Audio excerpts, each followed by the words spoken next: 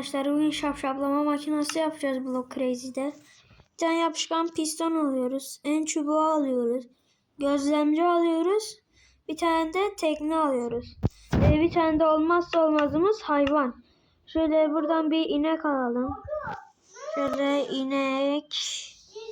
Şöyle aldık. Bak bir tane bunu buraya koyuyoruz. En çubuğunu da yanına koyuyoruz. Gözlemciyi geliyoruz. Şöyle koyuyoruz. Dur yanlış koydum. Dur bir dakika. Yanlışını almışım. Dur hemen düzelteyim. Şöyle. Şöyle koyuyoruz. Pistonlar böyle olacak şekilde. Ben şimdi buraya tekneyi de koyacağım. Böyle bir tane de inek koyacağım. Şöyle 10 numara tam oturdu. Şuraya da bir tane gözlemciyi de koyduk mu inek çoğaltma makinamız hazır. Görüşürüz ve bay bay.